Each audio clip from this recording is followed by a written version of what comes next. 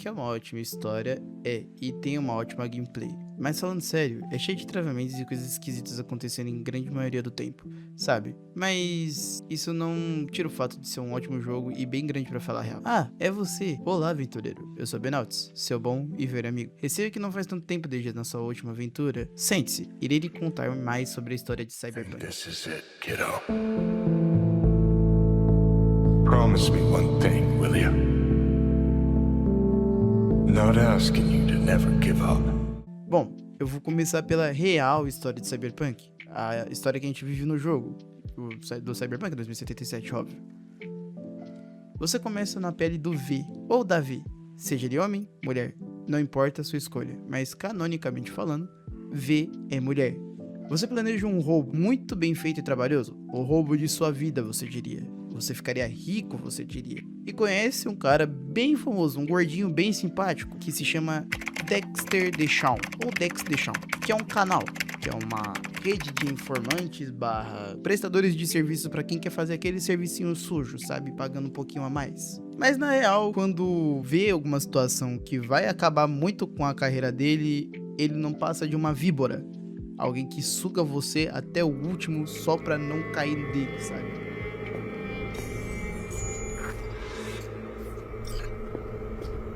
All right, then.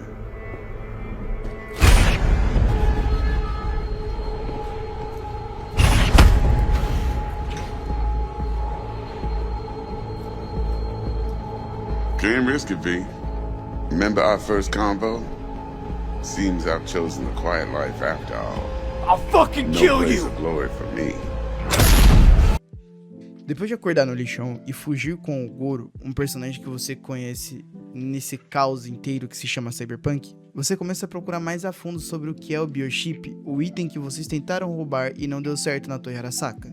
Porque ele prometeu te ajudar em troca de você ajudar ele a provar que o filho do magnata japonês Saburo Arasaka 誰のことも許す必要はない。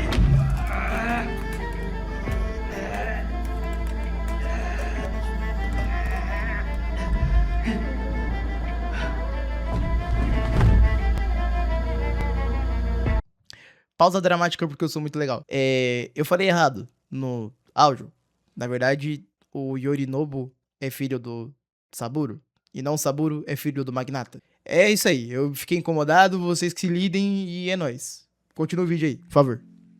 Depois de vocês fazerem um belo trabalho, batendo em muita gente, derrubando muito drone, derrubando muito soldado, assim, tipo, muito mesmo, você consegue ajudar o Goro a entrar em um desfile da Arasaka e falar com a Hanako, a segunda filha de Saburo.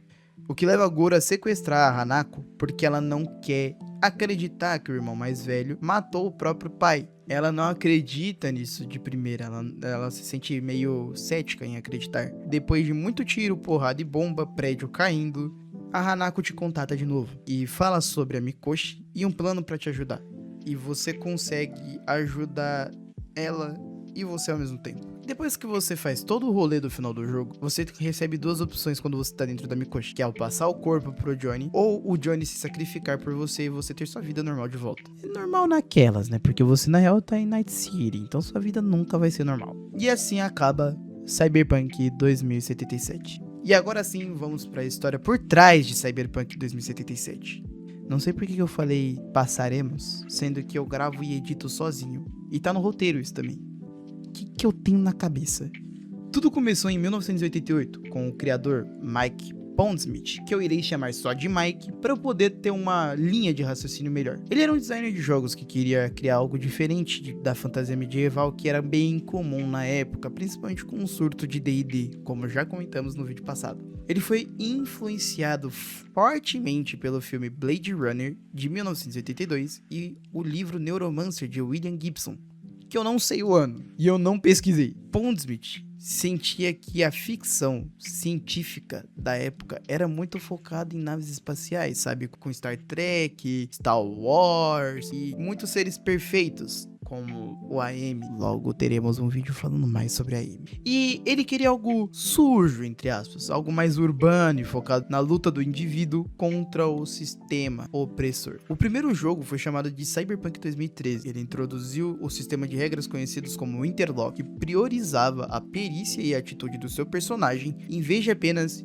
níveis de poder. Mike definiu o jogo através de 3 pilares que se tornaram o mantra da franquia Cyberpunk: estilo acima de substância, atitude é tudo e sempre viva no limite. Sendo, não importa o quão bom você é, importa o quão legal você parece fazendo isso. Então, não é sobre você abrir o salgadinho, e sim se você consegue explodir o salgadinho, pegar todos os salgadinhos no ar e deixar dentro do pacote de novo pra comer. E isso mostrando pra Deus e o mundo ver. Atitude é tudo. No futuro, a imagem e a sua confiança para as outras pessoas são suas melhores armas. Então, tudo que você precisa fazer é ter uma boa imagem, uma boa visão. Não adianta você ser um cara muito forte, muito bom em tudo e você não ter uma imagem boa. Futuro é você e a sua imagem. E sempre viva no limite o perigo é constante e a segurança é uma ilusão. Você não tem segurança o tempo todo. Você só tem segurança se você paga Night City. Em 1990 foi lançada a segunda edição de Cyberpunk. Agora sim falaremos sobre o RPG de Cyberpunk 2020. Olha, eu não vou entrar em tantos detalhes, porque isso não é um vídeo contando a história de Cyberpunk 2020, e sim a história de Cyberpunk 2077, juntamente com a história por trás de Cyberpunk. Mas saiba que essa é a versão mais icônica que serviu de base principal para quase tudo que conhecemos hoje em Cyberpunk. Foi aqui que alguns personagens lendários, como Johnny Silverhand e Morgan Blackhand, foram detalhados, e o cenário de Night City, uma cidadezinha fictícia localizada na Califórnia, se tornaram o coração desse universo maravilhoso chamado Cyberpunk. O jogo explorava temas como a desumanização através das próteses cibernéticas e o poder absoluto das megacorporações como a Arasaka e a Militech. Um detalhe legal, quando você tem muitos acoplamentos cibernéticos e você tem um pane por ter muito cromo, que é como eles chamam as próteses. Você tá carregando uma artilharia bem pesada pro seu tamanho, garoto. É impressionante que, mesmo nesse estado mental, ainda consiga formar 2 frases. Eu posso dizer o mesmo. Eu fiquei sabendo que você é basicamente um androide. Será que ainda tem um cérebro nessa cabeça cheia de cromo? Quando você tem muito cromo na cabeça, você vira um cyberpsicopata. A história deu um salto gigante quando a desenvolvedora polonesa responsável por The Witcher, CD Projekt Red, abordou o Mike para adaptar o RPG de mesa para a telinha dos videogames. Ao contrário de muitos autores, o Mike trabalhou muito, mas muito próximo da CD Projekt Red para garantir que a alma de Cyberpunk e de Night City fosse preservada. O jogo foi anunciado em 2012, mas só chegou na mão do público em dezembro de 2020, quase 2021. Apesar de um lançamento meio conturbado, e eu digo conturbado mesmo porque eu tentei comprar, deu erro no videogame na hora que eu tentei comprar e não deu muito certo, eu desisti e comprei Call of Duty Black Ops. Teve muito problema mesmo, mas o jogo passou por uma grande reviravolta com atualizações massivas e o sucesso de um anime bem querido no fundo do coração das pessoas, Cyberpunk Edge Runners, consolidando a franquia na cultura pop moderna. Agora vamos para curiosidades. Mike criou o Johnny como um avatar de rebelião. Ele não era apenas um roqueirozinho medíocre. Mentira, medíocre não, porque as músicas dele são maravilhosas. Mas uma ferramenta para mostrar que em um mundo controlado, a arte e a fúria ainda podem iniciar uma revolução. O fato de Keanu Reeves ter interpretado o personagem no jogo apenas selou o destino do Johnny como um dos maiores ícones desse gênero de revolução. Porque assim, vamos lá. Se você pega um personagem que ele é focado totalmente em revolução através da arte e junta com um cara que atuou bastante em gênero de revolução como Matrix ou até mesmo John Wick, isso só deixa o jogo com muito mais atração do que ele deveria. Acredite ou não, o primeiro rascunho de Night City não foi feito em papel, mas sim em um computador Apple II rodando a primeira versão de The Sims, ou SimCity. Mike usou o simulador para projetar a cidade e depois começou a estragá-la deliberadamente de propósito, criando bairros com layouts confusos e becos sem saídas para passar a sensação de uma metrópole caótica onde o planejamento urbano falhou. Ou seja, ele criou São Paulo. Embora Keanu Reeves tenha se tornado um rosto definitivo para o Johnny, Mike revelou que nos anos 80 sua principal referência visual de atitude para o personagem era o David Bowie. A ideia era que Johnny tivesse aquela aura mística, andrógena e camaleônica do Camaleão do Rock. Keanu acabou sendo escolhido pela CD Projekt Red porque trazia um lado mais isolado e calmo, contrastava com a fúria interna do personagem. Mike não apenas criou o universo, ele vive no universo de Cyberpunk. Você pode ouvir a voz dele na rádio. Ele interpreta o radialista Mike Maximal, da estação Morro Rock Radio. Nos seus monólogos, ele fala sobre as teorias da conspiração daquela noite na Arasaka. Pra quem não conhece a lore do RPG de mesa, ninguém entende nada. Mas pra quem conhece a lore do RPG de mesa, muitas vezes são verdades escondidas sobre o que realmente acontece nos bastidores das corporações. Bom, o meu canal não seria um canal de teoria e coisas de jogos assim a fundo se eu não tivesse uma teoria. Então, por que não a primeira teoria ser sobre ele, o nosso astro, a nossa estrela, Johnny Silverhand? O Cyberpunk nos dá uma visão de Johnny, mas o próprio criador do jogo, Mike, avisa que Johnny é um narrador não confiável, um mentiroso. Ele não tá mentindo para o V, ele tá mentindo para si mesmo. No RPG original, Johnny nunca teve um duelo com Adam Smasher.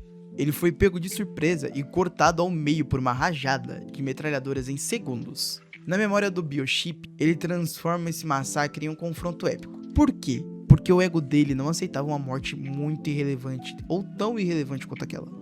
Mas tá, Naut, como que essa mentira se sustenta? Se o Johnny mente o tempo todo e você conhece a Rogue e a Rogue conhece ele, por que a Rogue que tava lá não desmente ele? A resposta é simples, dolorosa e humana. Culpa. Rogue sobreviveu, envelheceu e se tornou a rainha da Afterlife, trabalhando para corporações que o Johnny odiava. Para ela, manter a lenda viva é a única forma de perdoar a própria traição dela. Ela não confirma a história por ser verdade, mas porque a lenda do Johnny é o último pedaço de sua própria dignidade. A prova final é que não existe Morgan Blackhand em Cyberpunk 2077, nem a Rogue e nem o Johnny contam sobre ele. Ele foi o verdadeiro líder da missão. Foi ele quem realmente enfrentou o Smasher no topo da torre. Nas memórias de Johnny, Morgan foi simplesmente e completamente apagado. Ele não apenas reescreveu a própria morte, ele deletou quem era melhor do que ele para ser o único herói da história. No fim, Johnny é a prova de que em Night City a verdade não importa. O que importa é a história que você deixa para trás, mesmo que ela seja uma mentira. É, aventureiro. Aqui em Night City tudo é muito complicado. Eu te vejo por aí. Quem sabe você não consegue comprar uma neurodança bem legal aqui perto.